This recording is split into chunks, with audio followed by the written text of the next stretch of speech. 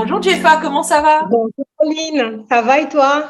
Bah écoute, ça va pas trop mal, je suis vraiment très très contente de te parler aujourd'hui, alors que tu es tout là-bas en Martinique. Et oui, je suis revenue il n'y a pas très très longtemps, enfin il n'y a pas très longtemps, si en 2020, mais on a eu quasiment une année de confinement, donc c'est comme si j'étais arrivée hier. Ok, et alors tu es revenu, explique-nous, qu'est-ce que tu as fait? Alors je suis née en Martinique, j'ai vécu 20 ans, je suis partie faire mes études de droit, Mhm. je me suis mariée, j'ai eu 2 enfants, et juste avant le Covid et pour le Covid, parce que j'ai travaillé dans le milieu de la santé publique, ben, je suis revenue en Martinique et j'essaie de démarrer un nouveau chapitre ici, quoi. D'accord, et alors pour l'instant, comment ça se passe? J'essaie de prendre mes marques. Je retrouve une île qui, pour moi, a pas forcément beaucoup changé en termes de mentalité. Donc, c'est à la fois rassurant parce qu'on se dit, OK, on parle le même langage. Et en même temps, c'est pas très chouette parce que j'ai pu grandir, voir autre chose, ouvrir mon esprit et développer aussi ma spiritualité propre, Mhm. loin du groupe social. Et pour le coup, il peut y avoir quelques. Voilà, il faut vraiment que je pense que c'est ça. Il faut que je trouve mes marques. Il faut que je trouve mes Alors marques. Le justement, tarot, est-ce que Pardon? je disais, le tarot ici est pas très, très reconnu, ou en tout cas pas positivement reconnu. Donc, c'est aussi une façon de savoir comment est-ce qu'on l'amène, comment est-ce qu'on le présente, comment est-ce qu'on en parle comme outil de développement personnel. Et je trouve ça intéressant de pouvoir avoir des événements qui nous permettent de montrer notre pratique. Eh ben oui, et c'est exactement pour ça que j'ai. Alors, j'allais dire, c'est exactement pour ça que j'ai voulu faire le Monde en Rose. En fait, c'est pour deux raisons, bien évidemment.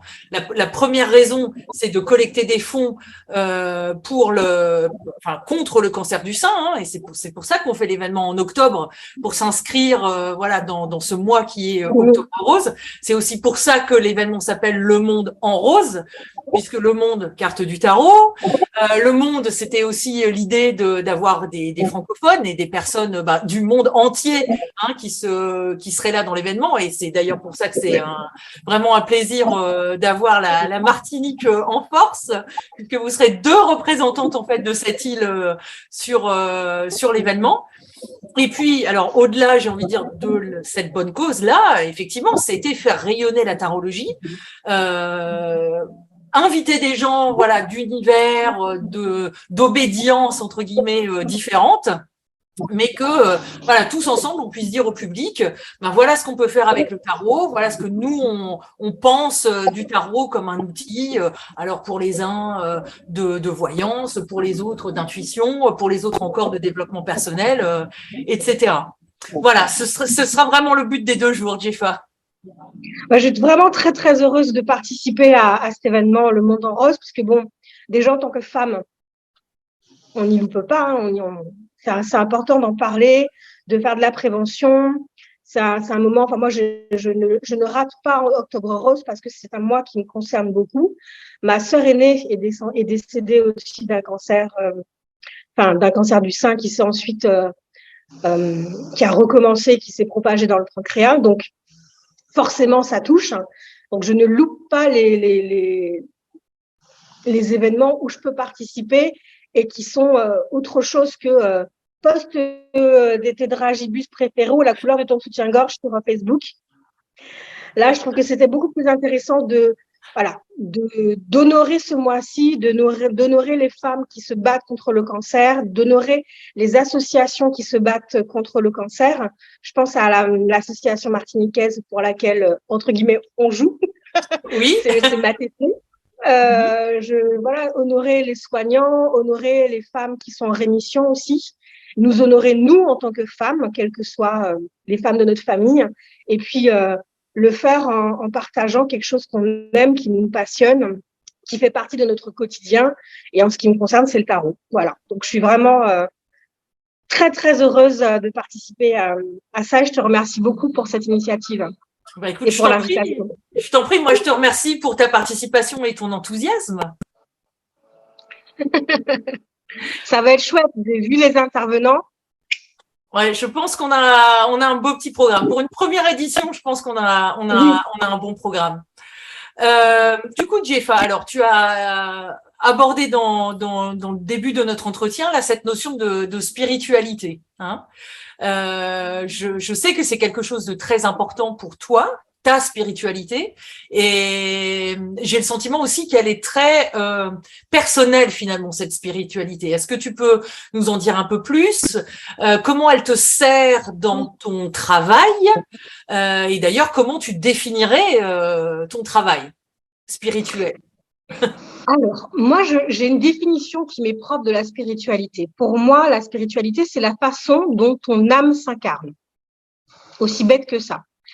Ça veut dire que on va prendre en compte, toi en tant qu'individu, le moment où tu es né, le milieu dans lequel tu es né.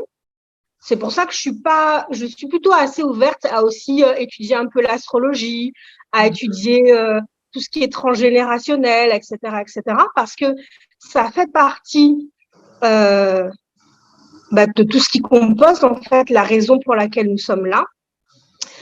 De manière très personnelle, j'ai été élevée dans la religion catholique, dont je me suis détachée, j'entends par là de la religion elle-même. Hein. Je me suis détachée du côté religieux, esprit de groupe, etc., parce que je trouvais que c'était un égrégore qui ne me correspondait pas, qui me heurtait. Enfin, mon âme n'entrait pas en résonance avec certains principes, mais j'ai toujours eu depuis petite ce goût des symboles religieux, des symboles de manière générale. J'ai toujours été passionnée par l'histoire du peuple juif et tout le reste. Donc, un moment où je me suis vraiment prise en main il y a à peu près 17 ans, quelque chose comme ça, je décidais, allez, je vais plonger dans l'étude biblique à proprement parler, prendre le texte et indépendamment de ce que me dit le pape un tel ou le frère un tel, je vais le lire. Et au fur et à mesure de mes lectures, j'ai eu envie d'apprendre l'hébreu biblique. Donc là, je suis en cours d'apprentissage. L'hébreu biblique m'a envoyé vers la Kabbale. Donc, je suis toujours en train de creuser. Et je crois que c'est aussi ça, une des dimensions de la spiritualité, c'est qu'on apprend. On apprend toujours, on apprend. Enfin, une question amène une question, amène une question. On est toujours en apprentissage. Derrière une porte, il y a 3 portes. Exactement. Et pour le coup, il va falloir les ouvrir toutes les 3 quand même. Hein. En espérant qu'il y ait des chemins entre elles, parce que voilà. Et je trouve que voilà, pour moi, c'est possible de le faire comme ça, alors que c'était pas forcément possible de le faire en étant catholique, par exemple, où c'est une règle et tu obéis, et si tu obéis pas, tu te confesses.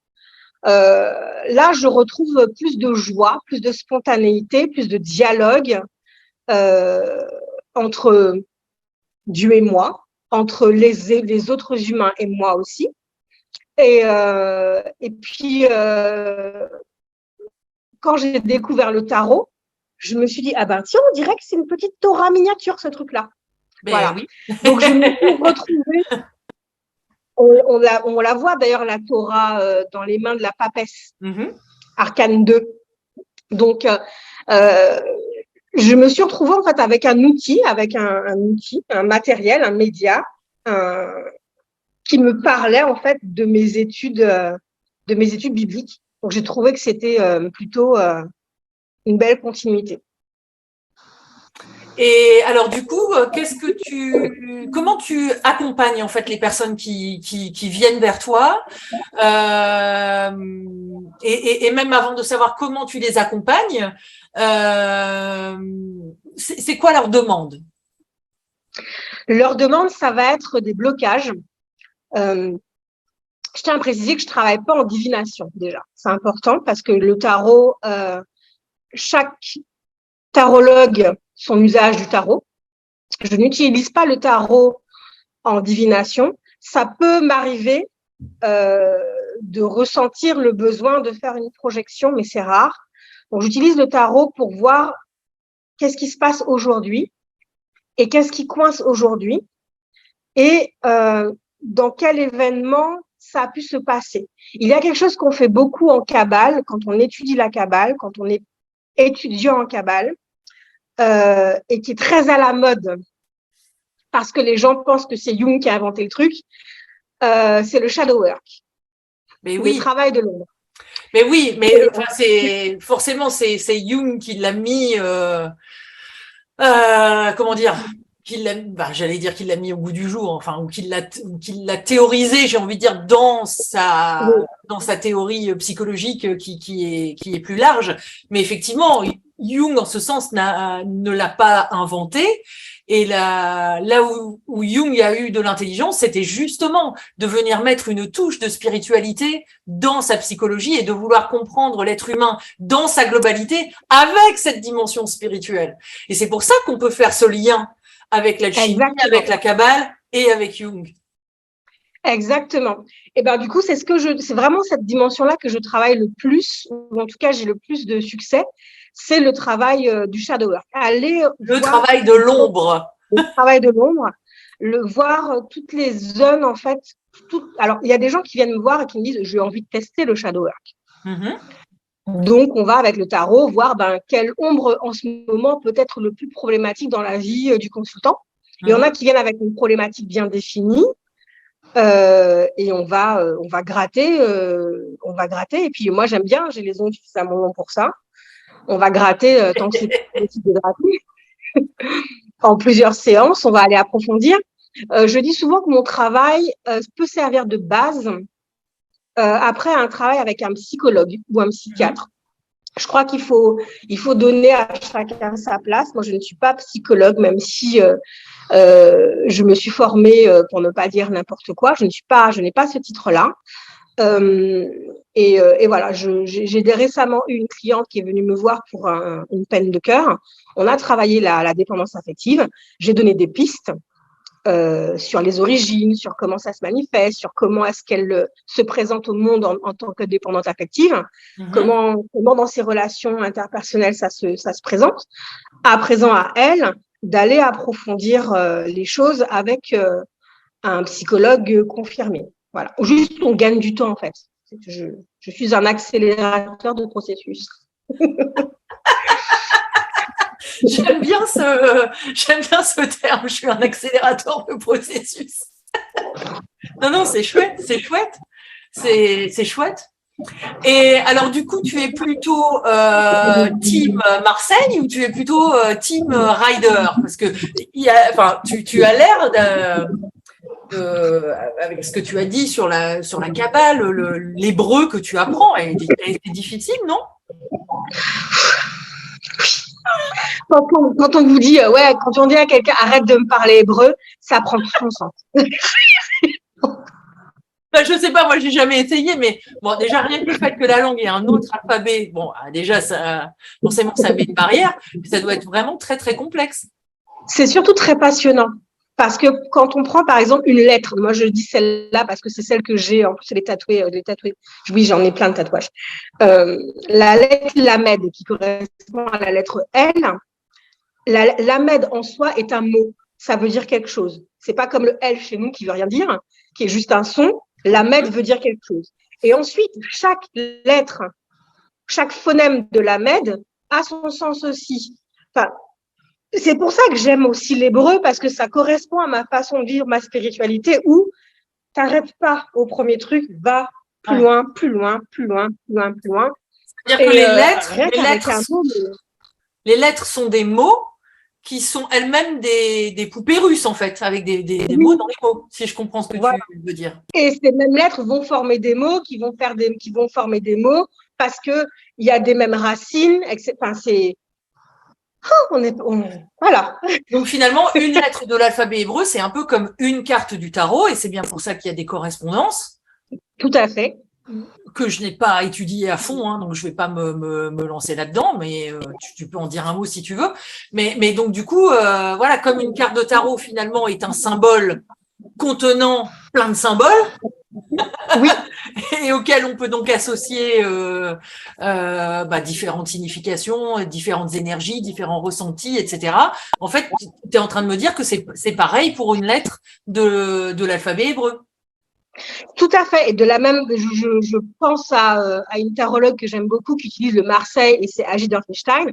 Elle aime bien parce elle est en train de créer un tarot qui s'appelle le tarot de l'incarnation, où elle revisite un petit peu ces arcanes un peu plus à la lumière de la religion chrétienne. Et elle y a associé des lettres, les lettres hébraïques. Et ça, c'est assez intéressant de voir que quand elle fait un tirage et qu'ensuite elle lit le tirage avec les lettres hébraïques, ça forme des mots forcément, et que ces mots-là entrent réellement en résonance avec la consultation qu'elle vient de faire. C'est juste voilà. Et on peut faire ça avec pas forcément seulement le tarot de l'incarnation, mais on peut le faire avec tous les tarots. Le tarot, c'est une petite Torah, comme je disais initialement. À présent, il y a des choses qui se sont, par exemple, il y a des lettres qu'on a interchangées. Par exemple, je crois que c'est l'arcane son nom. Bon, pour le Rider-Waite, c'est la mort. Avec la lune, on a interverti au fil des années 2 lettres hébraïques. Aïn et Mem, je crois. Aïn, normalement, c'était pour l'arcane sans nom, et Mem pour la lune. On les a changés. On les a changés pour rester dans la logique de l'alphabet A, B, C, D, etc. Mais à l'origine, ça avait un sens. Ça avait une signification que je vous laisse aller chercher. Alors, cela dit, ton intervention du samedi 15 octobre pour Le Monde en Rose, ça n'a absolument rien à voir avec tout ça. Hein. Absolument pas. Ah, mais heureusement pour vous, parce que là, pour l'instant, je suis en apprentissage, ce serait vraiment profondément, autant le dire, chiant. Parce que je n'ai pas encore raccordé tous les fils, tous les câbles, donc ce serait illisible, je crois. Mais c'est vrai que c'est quelque chose qui me passionne. Et pour répondre à ta première question, Team Rider-Waite, Team Marseille, je suis arrivée au tarot par le Marseille, par l'arcane du pape. Fun fact, lors d'un atelier mené par Agi Dorfenstein, tarot et sexualité. Alors, je me suis dit, ouais, je vais aller à la cool, tarot et sexualité, franchement, c'est du n'importe quoi cette histoire-là. Et elle avait disposé des cartes, et face contre terre, et il fallait aller vers la carte qui nous interpellait le plus. Et moi, je tombe sur quoi? Le pape. J'étais tellement pas contente. Le pape et la sexualité, mais c'est du n'importe quoi. Enfin, voilà, ça m'a mise hors de moi. Et en fait, c'est comme ça que j'ai commencé le tarot, en me mettant en colère après cette carte-là, qui revient très, très souvent parce que pour ceux qui pratiquent la numérologie ou bien qui ont certaines pratiques avec le tarot, c'est une carte dans mon chemin de vie qui revient. Donc, le mec, il est collant, quoi. Le pape, il est collant. Il y en a, le pape me colle. Donc, ça m'a gonflé. Alors justement, tout ce que tu nous as raconté depuis tout à l'heure, c'est à quel point tu as essayé de te décoller de lui. Je crois que c'est pas possible. J'ai abandonné l'idée. Et je suis venue au Rider-Waite par hasard en scrollant sur Amazon. Et je suis tombée sur un mini Rider-Waite que je trouvais trop mignon. Et là, je me suis dit, tiens, je me reconnais bien, ça va être plus facile parce que je n'accrochais pas aux mineurs du tarot de Marseille. J'avais du mal à leur histoire là de branches, de fleurs, d'éclosion, c'est n'importe quoi. Et ça me parlait plus de le travailler avec le Rider-Waite Smith, où on retrouve pas mal aussi d'éléments kabbalistiques dedans. Et j'ai commencé à étudier le Rider-Waite avec un site internet qui est très très bien référencé sur Google, qui s'appelle vivre-intuitif.com. Ça alors, ça me dit quelque chose.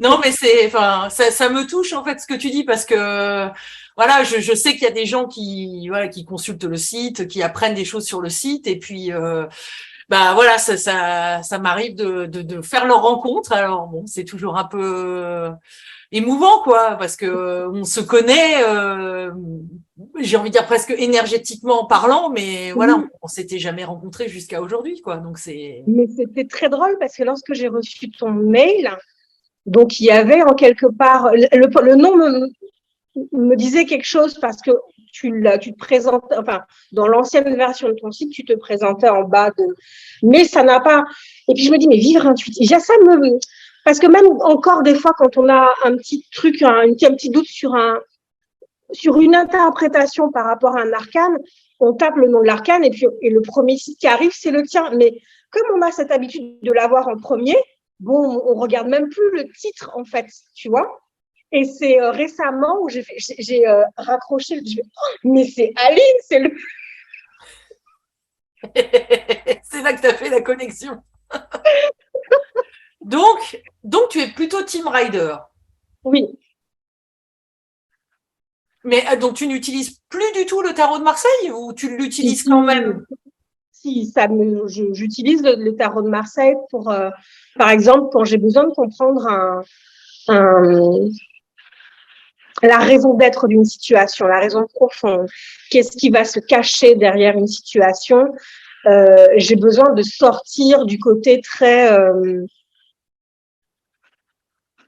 BD, je sais pas si c'est le bon terme, du rider. J'ai besoin de rentrer justement dans ces lettres hébraïques cachées, dans ces résonances en termes de couleurs.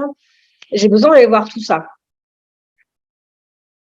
Donc, tu utilises les deux outils. Oui, les deux outils. Par contre, ce que j'aime faire avec le rider, c'est de pouvoir bénéficier, jouir de la multitude des interprétations autour du rider. C'est-à-dire que on a le rider initial et puis on a tous les gens hyper créatifs qui ont fait plein de choses formidables, qui sont des fois très drôles ou avec une pertinence ou aussi parfois ça peut être violent. Autour du rider et c'est ça que je trouve vraiment très très chouette et on n'a pas forcément cette liberté-là avec le tarot de Marseille. Je me suis fait la réflexion après avoir parlé avec Sébastien Michel, qui est donc tarologue et astrologue québécois et qui participe également au Monde en Rose. Et c'est comme ça que je l'ai rencontré et qu'on a aussi fait une vidéo ensemble. Et il parlait donc du tarot retrouvé. Donc c'est un tarot qu'il a édité. Donc, il a fait éditer par son éditeur, et donc pour lequel il est allé retrouver, tu vois, les couleurs les plus proches du tarot d'origine, les illustrations les plus proches, etc. Et je me suis dit, tiens, c'est marrant, autant avec le tarot de Marseille, on a un mouvement très très intérieur en fait sur l'outil tarot où on essaye d'aller chercher en fait la version la plus entre guillemets pure possible, tu vois, la version la plus historiquement correcte ou la plus proche de ce qu'a pu être la première version du tarot, tandis qu'avec le Rider-Waite, et ce que finalement Waite, Rider et Smith ont permis, c'est une espèce d'explosion de réinterprétation complète, totale, un peu comme comme quand un musicien fait une reprise en fait d'une chanson, quoi, et se donne le droit de le faire dans un autre style, dans un autre genre, enfin voilà, à sa sauce, quoi, littéralement. Et donc voilà, ça donne cette explosion de tarot, je sais pas moi, sur tous les thèmes possibles et imaginables. Sur Kickstarter, j'en ai même vu un, c'était le pasta tarot, où en fait toutes les cartes sont des pâtes. Tu vois, donc bon, c'est quand même assez rigolo. Et je me disais, tiens, c'est marrant. Alors, avec le Marseille, c'est une espèce de repli intérieur pour aller vraiment à la source. Et avec le Rider, c'est une explosion vers l'extérieur et essayer de tout réinterpréter et de proposer des interprétations nouvelles et différentes. Eh ben, tu dis quelque chose de très juste parce que dans ma pratique, en tout cas au niveau du shadow work, c'est plutôt comme ça que je travaille.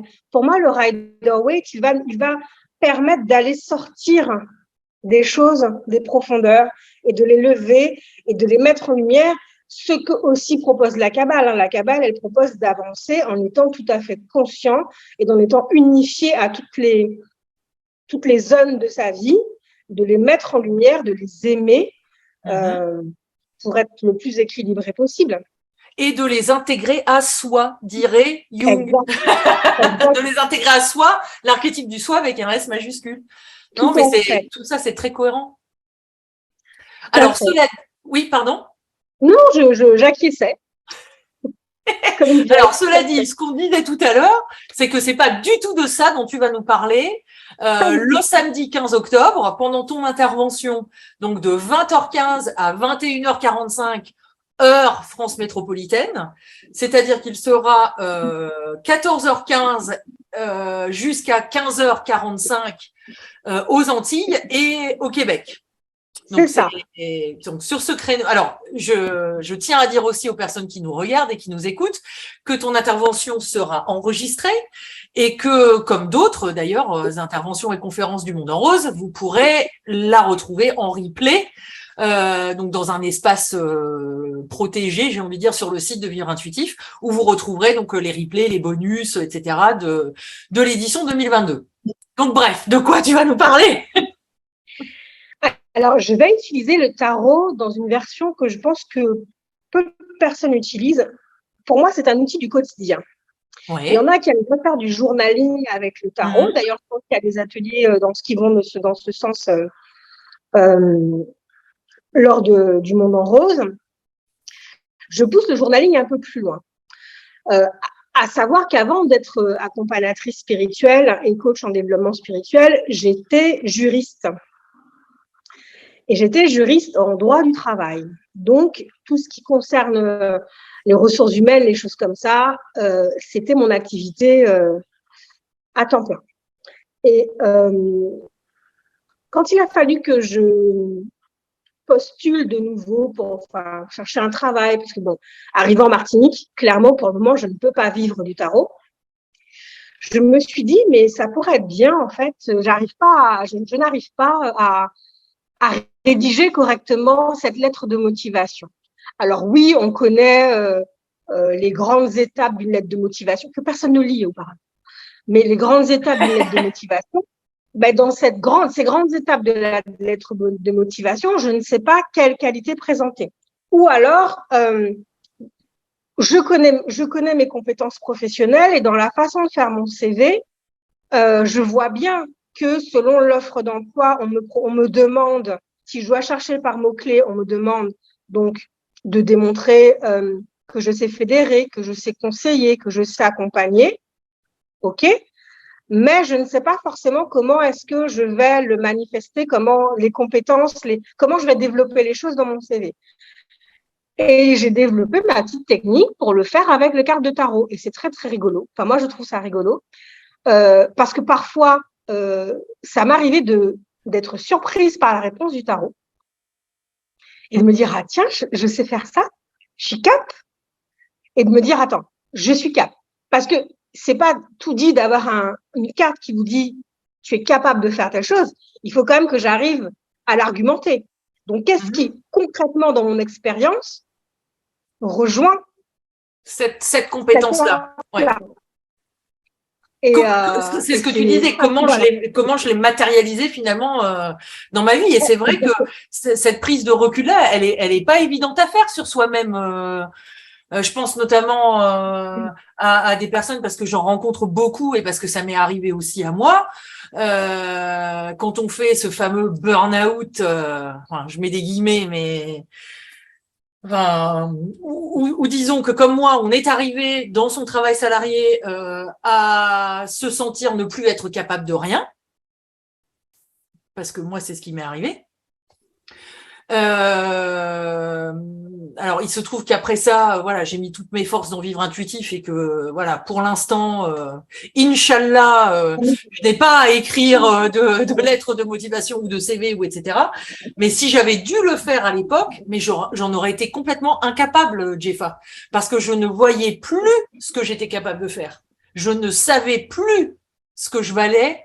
Ni ce que je savais faire parce que j'avais été sapée en fait si tu veux par l'entreprise, par mon manager, etc. Et donc je ne savais vraiment plus. Donc, et c'est là que je trouve ça intéressant d'aller travailler en tarot psychologique, donc avec le tarot, avec le tarot, le Rider-Waite ou le Marseille, peu importe. C'est justement aussi dans des moments comme ça d'aller voir réellement, enfin moi je vais l'utiliser avec le tarot de Marseille surtout, d'aller chercher à comprendre dans une situation aussi, qu'est-ce qui s'est joué, pourquoi est-ce que je l'apprends maintenant et quelles sont mes réelles forces intérieures pour transformer les choses. Et des fois, c'est juste surprenant de dire, ouais, je suis capable de faire ça, ok. Mais si c'est une force intérieure, il faut vraiment que je puisse la mettre. C'est pas pour rien que la situation m'arrive, c'est pas une fatalité. Ah oui, alors oui, ça peut être une fatalité. Je peux le vivre comme une fatalité, mais si ça m'arrive, c'est qu'en quelque part, j'ai les ressources parce que ça n'existe pas un tirage de tarot où à la question quelles sont mes ressources, on te dira bah rien, il y en a pas. Bah non, parce que tu vas tirer quelques cartes, donc forcément il y en aura. Non, et même quelle que soit la carte, il y en aura aucune qui va te dire il y en a pas. Même si tu tombes sur un 10 d'épée dans J'allais dire ma ressource c'est le 10 d'épée, tu me l'as retiré de la bouche. Mais je trouve ça bien parce que le 10 d'épée, en tout cas sur le rider, il montre cette capacité que oui, effectivement, on se sent à plat et c'est normal de se sentir à plat. Mais du coup, ça veut dire, j'ai conscience, parmi mes ressources, c'est que j'ai conscience d'être à plat. Il y en a qui sont à plat, on les voit qui sont là aérés comme des fantômes et qui sont pas conscients en fait de n'être même plus en mode survie. Donc j'ai conscience d'être à plat. Donc ça veut dire que j'aurai besoin de repos. Mais ce qui est intéressant sur la carte du 10 d'épée du rider, c'est que l'aube se lève derrière. Il y a un nouveau jour qui apparaît. Donc je sais que dans mes ressources, je suis capable de prendre ce temps de repos en attendant. Et ce n'est pas une tare de dire, quand je suis fatiguée, je m'arrête. On doit apprendre à faire ça, de se dire, voilà, donc le 10 d'épée, oui, le 10 d'épée est une ressource fondamentale. Voilà. C'est tout à fait juste, c'est tout à fait juste. Et alors cette méthode, on peut l'appliquer donc à une lettre de motivation, à un CV. Est-ce que la démonstration que tu vas nous faire, on peut aussi l'appliquer peut-être à d'autres choses? Organiser un événement. Tu m'aurais demandé au début. J'allais dire, j'aurais gagné du temps. C'est vrai, on peut s'en servir aussi comme ça alors. Oui. Absolument, on peut s'en servir comme ça. Alors moi, je l'utilise pour organiser des choses sur la base d'une méthodologie que j'ai apprise qui sert à la fois, enfin, ça s'appelle la justice réparatrice ou restaurative. J'y ai été confrontée quand j'étais juriste parce que c'est une proposition qui est faite en droit pénal quand on a une victime et un agresseur, par exemple, je dis pas la victime et son agresseur, je dis bien une victime et un agresseur pour les faire communiquer. Et l'idée, c'est que ce soit ces deux parties-là qui, premièrement, renouent un dialogue, prennent leurs responsabilités et trouvent eux-mêmes la solution pour sortir du problème et recréer un lien social. Donc, c'est pas une instance extérieure qui vient dire tu feras ça, tu feras ça, tu feras ça, j'exige que tu lui donnes tant. Voilà, ce sont les deux parties qui travaillent ensemble. Et à partir de ça, on peut développer l'outil qui à la base sert de résolution de conflit, ben on peut le transformer pour un projet. Et ma façon de tirer les cartes pour organiser un projet se base sur cette méthodologie de la justice réparatrice où tout le monde a son mot à dire. Le tarot aussi d'ailleurs.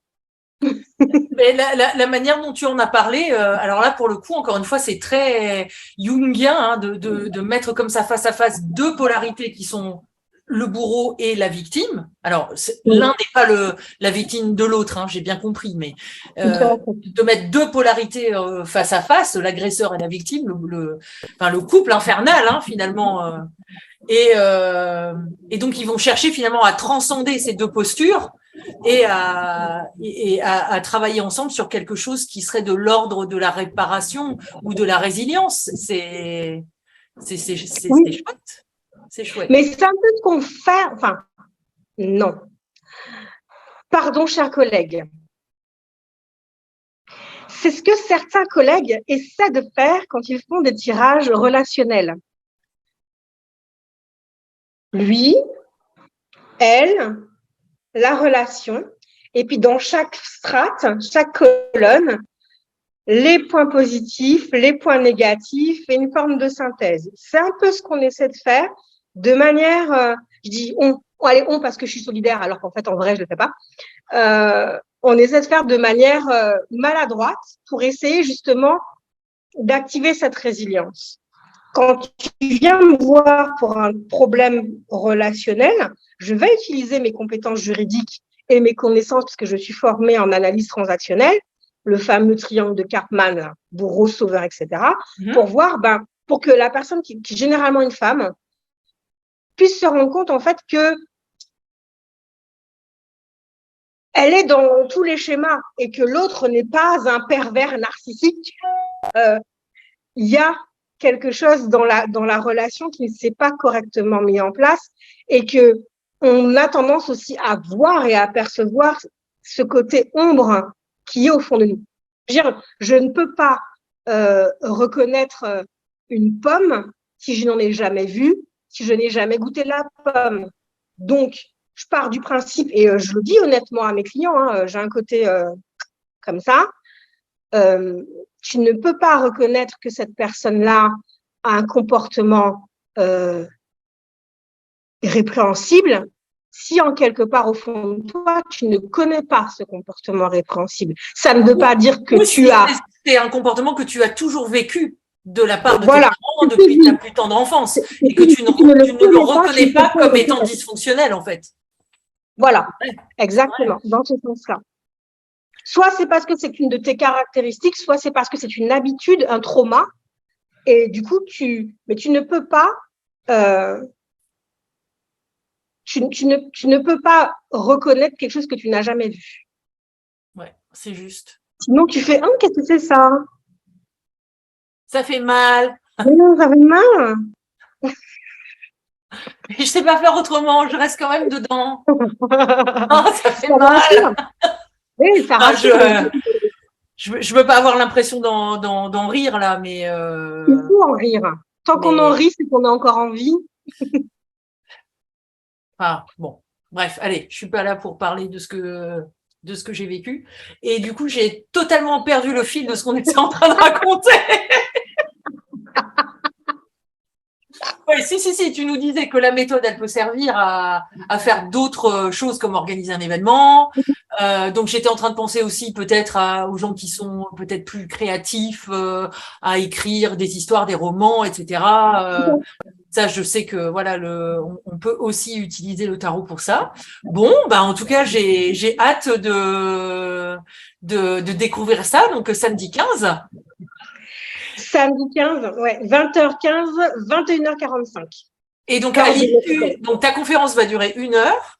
Et à l'issue de la conférence, tu vas faire… Eh bien, on va tirer un petit peu les cartes. On va essayer de voir ce qu'on peut faire sur des questions que vous pouvez avoir, au moins grand. Alors, je vous préviens, je ne ferai pas vos dissertations de philosophie à votre place. Mais non, pourquoi tu Je vais voir venir tous les étudiants, là, les bacheliers ou ceux qui sont… Voilà, non, on ne fera pas votre travail à votre place, mais en tout cas… peut-être que si, on peut essayer de répondre à des questions. Je sais que la dernière fois, j'avais fait une conférence que j'avais totalement basée comme ça. C'était sur le lâcher-prise, le fameux marronnier de développement personnel, le lâcher-prise. Et je dis à mon audience, en fait, je n'ai pas préparé la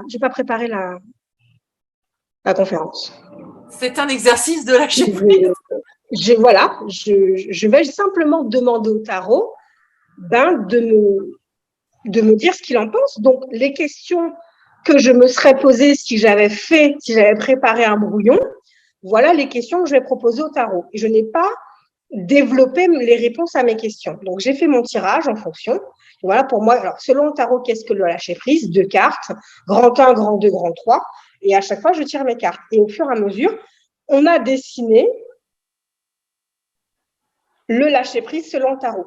En tout cas, mon tarot, Doudou Deck, trouve que c'est complètement du n'importe quoi, cette histoire de lâcher-prise. C'est marrant que tu dis ça parce que je me rappelle dans le groupe privé Facebook, donc avec les élèves qui suivent Tarot Boost, donc les Tarot Boosters, quand il y a eu le bac en juin, là, on avait fait cet exercice-là, mais vraiment, enfin, pour s'amuser, quoi, de prendre un des sujets de philo du bac et de tirer 3 cartes en thèse, antithèse, synthèse. Mais c'était, ouais, ça marchait, hein, ça marchait. Oui, ça marche. Ça marche et c'est super. Hein, je crois qu'on devrait autoriser le tarot au bac. Bah, finalement, écoute, est-ce que le tarot au bac, c'est tricher? De toute façon, la calculatrice, c'est interdit en philo. Ils n'ont pas dit après que le tarot était interdit. C'est vrai, c'est vrai. Alors, dis-nous, Jeffa, si on veut te retrouver, si on veut te trouver, si on veut travailler avec toi, comment on fait? Où es-tu? Alors, on sait que tu es physiquement à la Martinique, mais tu travailles dans le monde entier. Enfin, je veux dire sur tous les fuseaux horaires, avec l'Europe, avec le Québec, avec tout le monde. Oui, je travaille essentiellement, jusqu'à aujourd'hui, j'ai travaillé essentiellement par téléphone. Donc, je suis joignable par Facebook en DM et par Instagram, sous mes publications en DM aussi, il n'y a pas de souci. On peut venir, on peut commencer à poser des questions pour voir un petit peu ce que je peux vous proposer. Parce que je dis souvent, c'est pas la peine d'aller payer, désolé les collègues, mais pour moi, en tout cas, c'est ma vérité, c'est pas la peine d'aller dépenser de l'argent pour un tirage et demander est-ce que je vais rencontrer quelqu'un? Moi, je vous réponds d'office oui. Oui, sors de chez toi. C'est pas pour reprendre une vieille phrase pourrie à Macron, traverse la rue et tu vas rencontrer quelqu'un. Mais finalement, c'est un peu ça, quoi. C'est plus facile de rencontrer quelqu'un que de trouver du travail, finalement. Voilà. Mais quelle personne tu veux rencontrer? C'est ça la vraie question. Et comment faire pour… Est-ce que ce sera le bon? Oui, ce sera le bon aussi. Donc, il faut qu'on puisse avoir j'ai besoin d'avoir ce dialogue-là pour savoir où la personne en est et ce que je peux lui proposer de manière efficace. Ça, c'est ce que je retiens de notre entretien aussi, Jeffa, c'est que tu es quelqu'un qui cherche l'efficacité. Mais j'ai besoin, moi, dans ma vie, de rencontrer des gens quand je demande quelque chose qui soit efficace. Donc, j'essaie d'apporter cette même efficacité aux gens-là. J'ai besoin de répondre à la question qu'ils viennent me poser et que lorsque nous avons un entretien, parce que mes entretiens durent quand même 1h30, qu'il y ait un vrai partage, qu'ils en repartent avec des réponses, éventuellement d'autres questions, parce que c'est aussi cette démarche-là spirituelle, c'est qu'on n'a pas que des réponses, il faut aussi avoir des questions pour ouvrir d'autres portes. Et si je peux aussi, ce sont des temps de mini-formation, de micro-formation aussi que je fais pendant ces entretiens-là. Donc, c'est pas, on va rire, on va pleurer, c'est un espace où on parle d'âme à âme. Tout à l'heure, tu disais oui, j'ai pas envie de rire de ça. Je dis moi, j'ai envie de rire des trucs qui sont graves dans ta vie, parce que si tu es là aujourd'hui pour en parler, c'est que tu es justement en vie et que